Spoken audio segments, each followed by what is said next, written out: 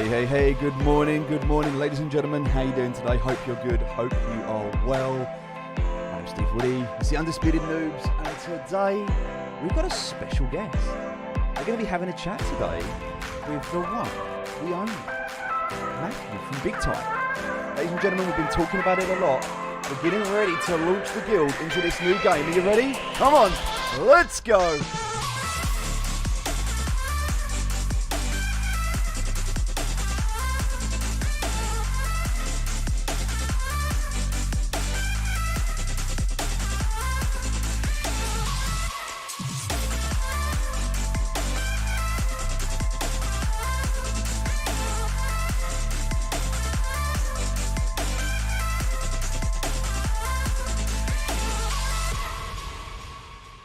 Ladies and gentlemen, how you doing today? Hope you're good, hope you are well.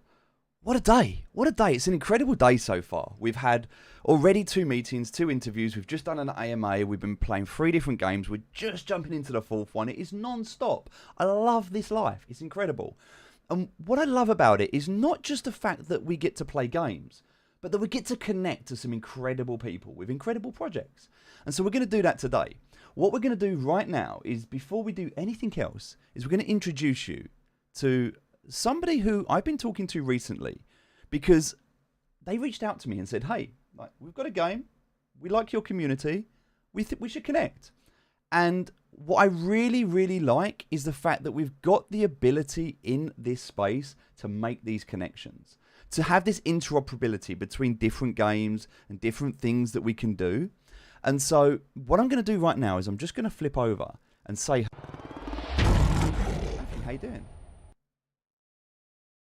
Can you hear me okay? Oh, hold on a minute. Sorry about that. Oh, had a desk pop there. Sorry about that. I'm doing great. Super pumped to be on the stream here with you. Thanks for having me on. You're more than welcome. You're more than welcome. It's a pleasure to get the opportunity to talk to you. And see, this is one of the things I love about this space, is that there are certain content creators who focus on just one game, and they're kind of scared to move away from that because their audience like the game, they love what they're doing. And so to have this ability to be able to do multiple games, and also for the games to be able to interact with each other, I think it's phenomenal. And we're seeing so many incredible things being built in DeFi and GameFi right now. And so there's this narrative that we're starting to see where people are talking about the future of what does Web3 gaming really look like. And I think one of the really interesting concepts is that we saw it last year. It was kind of touched upon with the metaverse, and it kind of went mainstream just for a little while. And people started to FOMO in with Facebook changing its name and all this talk about the hype around the metaverse. But what I really see at a deeper level is that the metaverse is a good front, but below that, below the surface of that, the gamification is the key to mass adoption. I truly believe that if you want to mass adopt to the general public, then you need to remove the barriers to entry. You need to make it super simple. You need to make it fun, and you need to have a reward system in place where people feel incentivized to go above and beyond, to do something new, to change. And that's kind of what you guys are doing at the moment. And I love it because you're not just thinking about, okay, this is Web3, it's crypto, you can earn NFTs, pump and dump, shill, promotions, all of that stuff that is attached to the crypto space. You're actually saying, do you know what? We're going to build a great game. We're going to build the game first. And if you're interested, then there's an opportunity to connect to crypto as a result of playing the game. So it's like, we're going to build it, because people seem to forget in Web3. We had games in Web2. We had Fortnite, we had Call of Duty, we had Dota.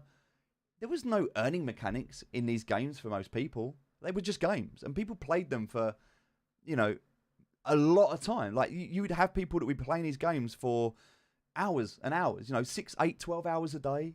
I got 10,000 hours in Dota myself, so there was no incentive other than the fact that you were playing a game.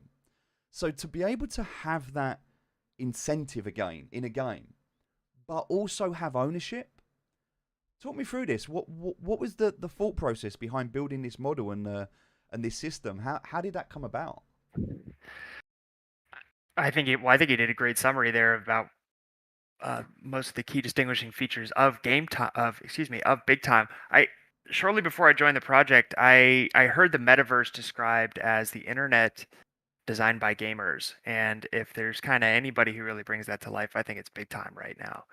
Um, when you think of like blockchain technology just in and itself and what it can do for gaming, it can do, in my mind, like two big things. It can do ownership and identity. When you have ownership, like the items that you find inside of a game, you own them. They don't just exist inside of that game, right? If you buy a skin in Fortnite, it stays in Fortnite. You can't do anything with it. If you want to take it out, if you rage quit, you can't do it.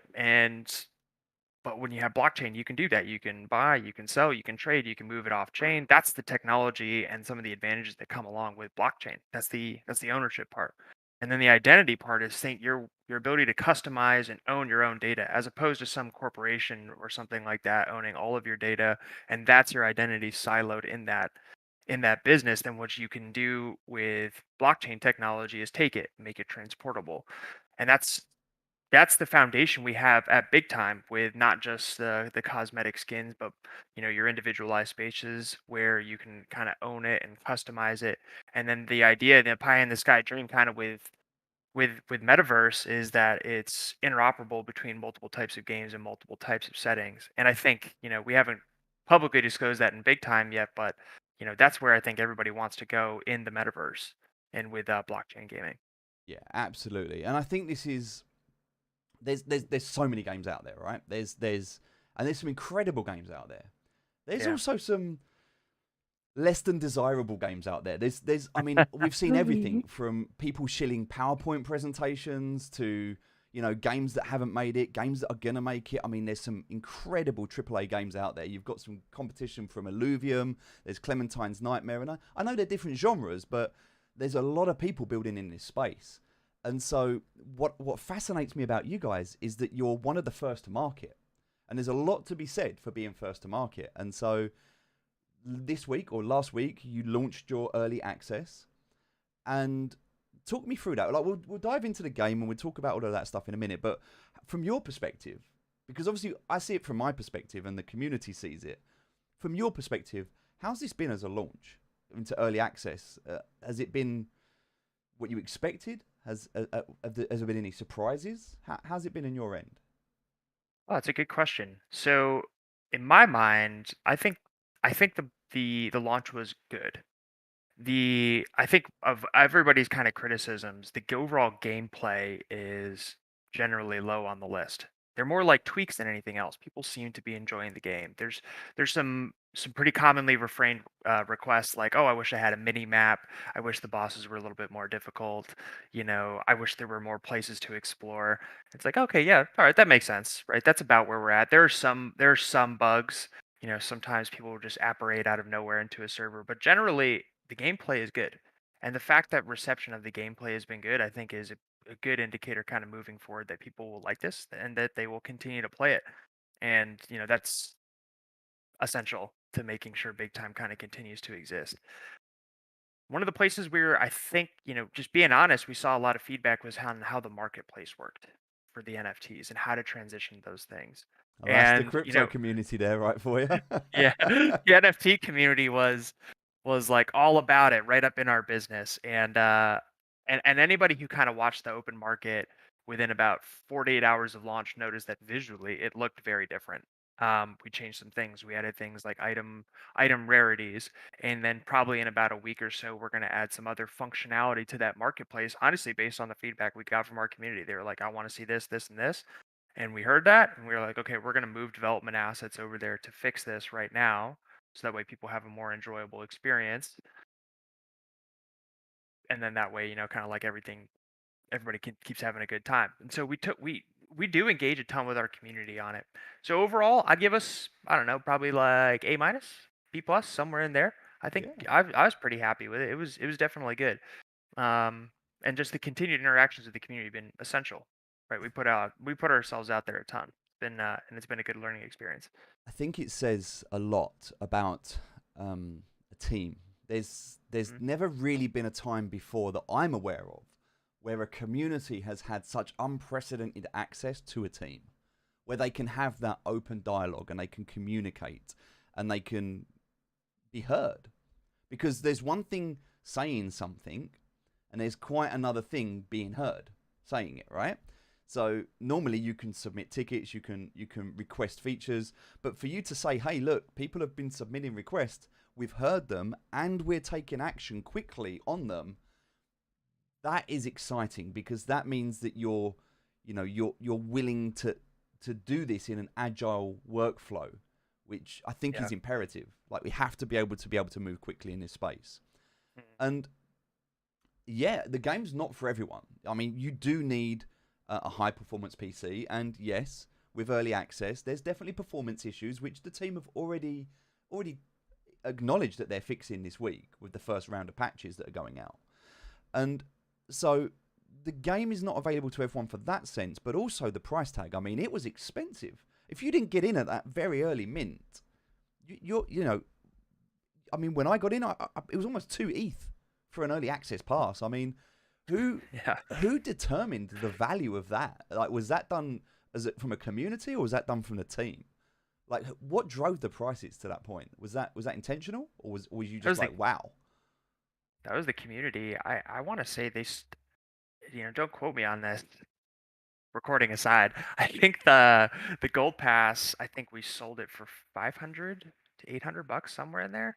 And then, to see it basically go 10x somewhere in that amount, that's really driven by the community.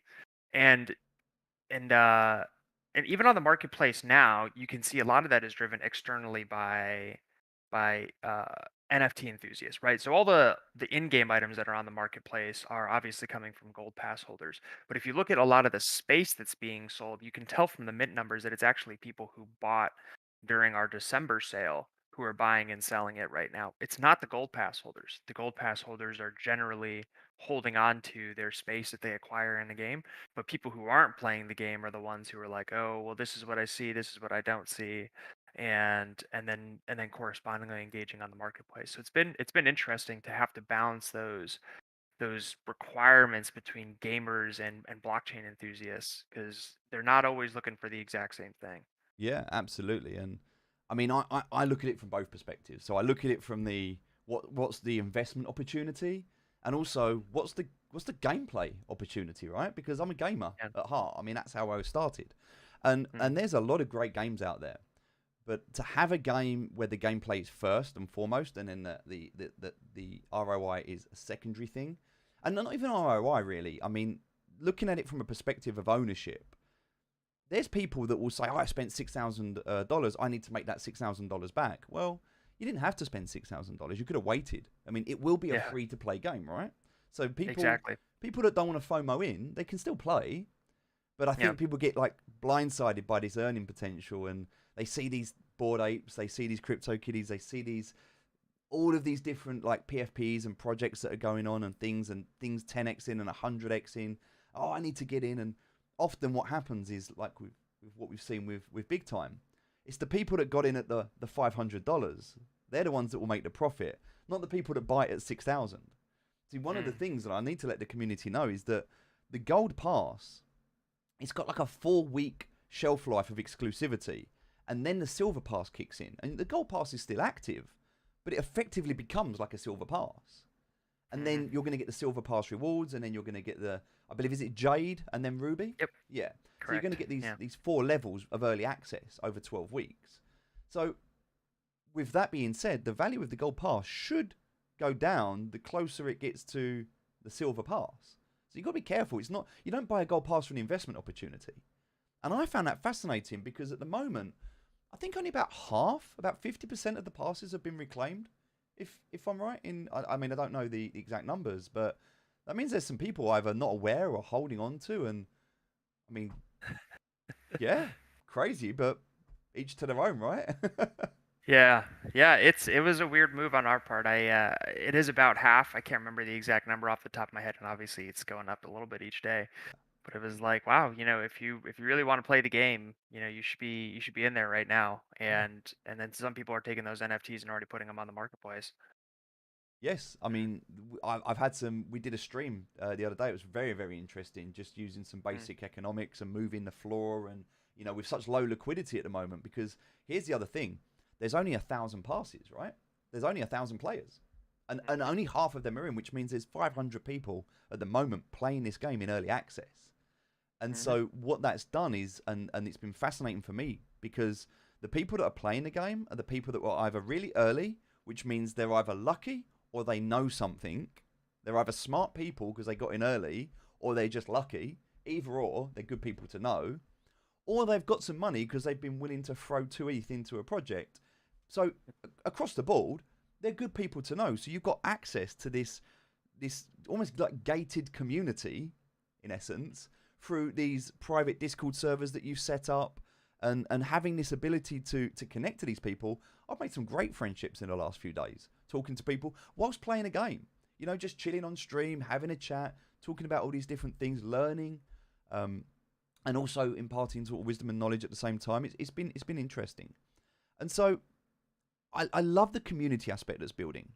And I love the fact that even though it is still early, I mean, what's been fascinating for me really is there's a saying which I love, and that is if you give the gamer an opportunity, they'll optimize the fun out of the game.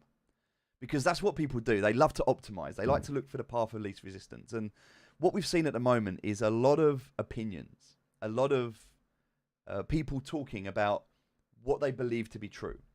Oh, the drop rate is this. You need to do this. You need to do this to get an Mhm. NFT. This works better. No, that works better. And because the team have held their cards so close to their chest, it's really been a kind of discovery for people, which has Mhm. almost been a game in itself of kind of trying to figure out analytically what works, what doesn't. How do we get the most efficient NFT drop rate during this exclusive period?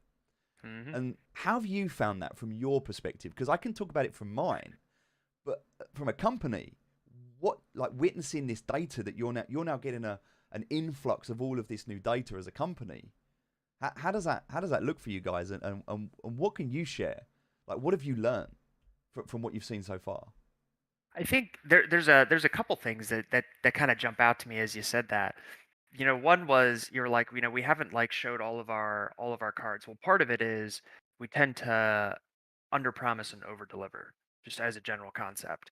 If you think about some other big AAA rated games that have come out over the past year and a half or so, some of them had some great hype and then some big falls right afterwards, and Cyberpunk, we didn't. no. It's true. It's true. They did. It did, It's and tough, and a lot of they it to te- community pressure, right?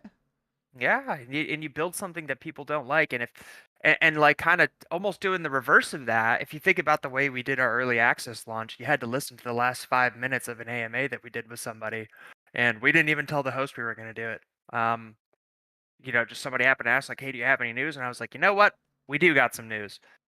EAL starts in 3 days," and it was like my phone actually like shut down on that Twitter. So there was like about 10 seconds of silence afterwards. It was like, what just happened? So it's been interesting in that way.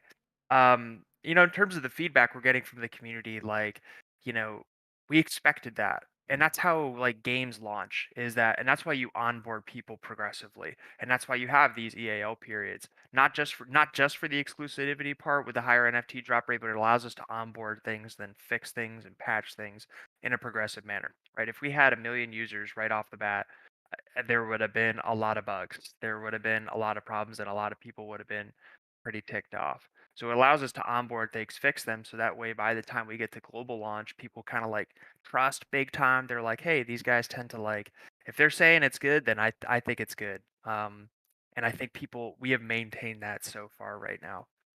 And it's interesting. You alluded to a number there. You said like if we hit 1 million, like what do you see? Like and I know it's speculative. I appreciate this is not, Yeah, yeah, yeah. it has to be just an opinion. Where do you see big time in 6 months, 12 months? If you're looking at daily active users, what are your targets, your goals? What are your, I don't know. It doesn't have to be anything official, but like personally, where would you like it to be? If you could say, I'd like to have this many users. My my personal opinion is probably somewhere in the magnitude of hundreds of thousands to millions. That's a personal opinion. What I think will be a little bit different, again, this is kind of my speculative answer, a personal opinion, not financial advice, Of course. is that I actually think we're going to grow more over time, Mm. more so than like other um, big games that are out there, because I think people are going to see that our blockchain game is not like other blockchain games, in that ours is actually a good game. And so people are probably kind of skeptical about it right now. They don't really understand wallets. They don't like crypto. They think it's weird. And then I think over time they're going to be like, this is a good game. I like this. I like the way this looks. I like the way this feels. And who doesn't want to collect NFTs along the way? And then I think we're going to kind of have like a pretty steady population moving in there as they kind of know and trust the platform a little bit more. I love that. And something you've just mentioned there, which I think leads on to a beautiful question, is what makes a good game for you? Because you say quite confidently, we've got a good game, and I love that. But what does that look like? What does a good game look like to you? What does it need to have to be a good game? It's a good question.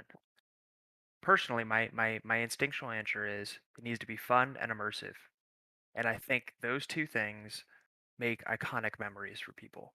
And that's where they go back to them like, was it fun? And was it like immersive? Did a community come out of it? Did I feel like when I started playing it, hours went by without me even noticing? And did I form like some long term memories off of it? On like a technical standpoint, we could talk about like PCs and consoles or like Unreal Engine or something like that about how we actually put it all together. But if you have those two concepts, then I think it goes really far to making an iconic game. You know, Absolutely. converse conversely, like some of the other games that are out there almost feel like a Ponzi scheme. And I've definitely never heard anybody say, I'm playing this game because I'm having a really good time in this Ponzi scheme. It's just not a phrase you often hear on the internet. So True. if True. you're going to build a good game, I think that's the two things in my mind. It's like if it's not fun, if it's not immersive, then you're probably going to lose out in the long run. And I think that's, as a gamer, I can relate to that because there are so many moments in time that I can recall with absolute clarity from playing games like Command and Conquer Red Alert, when you rescue Tanya from the barracks, and it's like, or playing something like Rust, a big multiplayer online game where we build a base and then we'd spend like days and hours and weeks like grinding and building up our resources, down to like games where I'd be in Birmingham, in the UK, in the arena watching like Dota on the ESL 1 main stage. Like, there's so many moments that I can pick out and go, that was iconic. That was iconic. I remember that. Or you get caught in a storyline, like we've seen it with Elden Ring. We've seen it with other games where people have just got completely lost in their story. And for you to say that, I mean, I've only had a glimpse of the potential lore and the story that goes into Big Time. But can you just elaborate? Can you talk me through like what is Big Time from a story perspective? Like what's the concept, so to speak, of the game? Yeah, so the general lore is that this game is pretty much set in the future and time is collapsing. And the player enters on behalf of the good guys Evermore Academy, where they're operating out of this world, or excuse me, this zone called Time's End. And they're defending time, and there's an evil corporation out there called Paradox Corp, who, yes, they have the ability to travel back and forth in time for kind of the best vacations you could ever imagine, but there's reason to believe that their activity is nefarious in nature and that it is in fact causing that time and universe to collapse in on itself. So the players traveling around across multiple zones, beating these enemy, picking up some loot along the way, but generally what they're trying to do is save time. And on a gameplay perspective, what that means is, hey, if the universe is collapsing, then kind of anywhere in the universe is accessible. And because there is a time travel component too, you can kind of travel forwards and backwards in time, depending on the adventure type that you want to have. So on like an open world gaming perspective, it's pretty cool to do it that way. Um, all while having a pretty cool story. And yes, right now you're seeing some kind of more combat focused stuff, but for people who are more into like the community driven, they want to interact with people from around the world, there will be that inside the game too, where you can really progress along in the story and uncover everything while interacting with players. I love that. I'm waiting for the day when I can send my T Rex to fight a robot. It's going to be like Skynet versus Jurassic Park. So I kind of I look back at some iconic games that have had incredible storylines. I look at Witcher 3 because that was a great game. And all right, we talked, you know, jokingly about Cyberpunk and the game itself was incredible. Obviously there was bugs and challenges with that. How do you see yourself as a company in comparison to these sort of games? Are you going down the route of like the Witcher style open craft with quests and tasks and it's more of a completion, or is it going to be more of like a storyline that kind of Cyberpunk took you on, where there was like these like life paths that you could take? Where does Big Time, or is Big Time doing something different? Where do you feel like you sit in the genre? Ooh, that's a good question. You know, so we are described as an MMORPG, Mm. and I don't believe that there is a desired end to the game. I don't think you can get to the end of Big Time where we're like, all right, that's it, you're done, get on It's out of time, here. right? It's infinite. It Uh, just goes. it keeps going.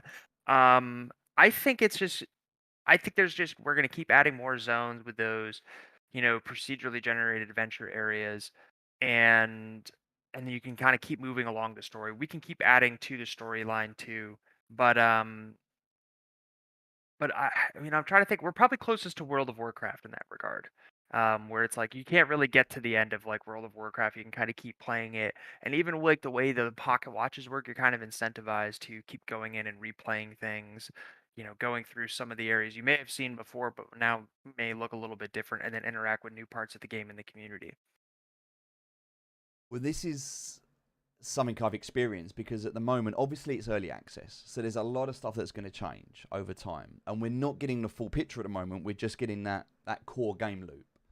Yep. But I've got to say, I've put about 48 hours now of gameplay into this game Wow. since it launched. So we've been grinding quite hard. I think we've acquired in the region. In fact, we can do this. Let me just pop over. I'm going to change the screen over now in terms of your face, but we will come back. I can still hear you. You're still All right. here. Let's just have a quick look at this. So there's two aspects to this, right? There is the game itself, and then there's the marketplace. So if we look at the game first, kind of log into the game, and if you're seeing this for the first time, this is called Big Time.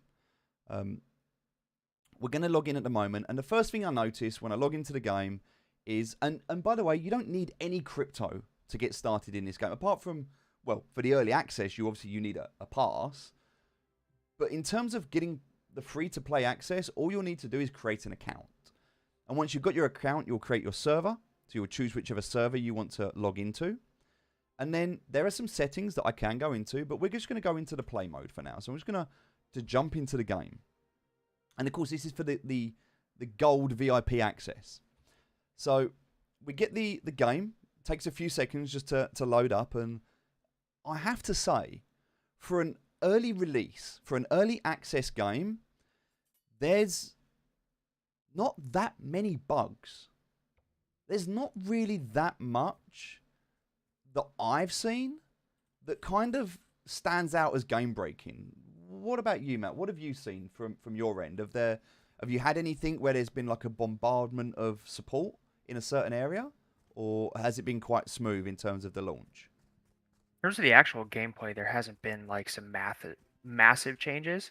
There are some issues with like, you know, users appearing kind of out of nowhere in those adventure areas, but for the most part, no, not really. There hasn't been a lot of like gameplay focused things. Most of the feedback has been coming from the marketplace for the NFT side.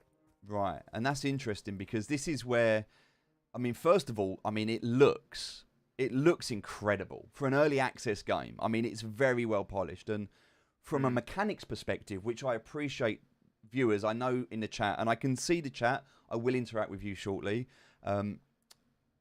It's very difficult for me to articulate the mechanics of the game, but it's very smooth.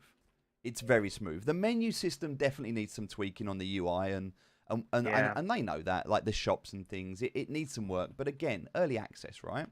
We can come Mhm. into the menus. We can see we've got our different pocket watches. We can choose our different characters. There's four main character types. We've got the quantum fixer, which is like the healer. We got the Time Warrior, which is like the tank, the barbarian. We've got the Shadow Blade, which is like the agility ninja, and then we have finally the Chronomancer, which is like the intellectual magician, mage kind of character. These four characters, are they kind of fixed? Are they going to evolve? Are they going to add more? How does that look on your roadmap?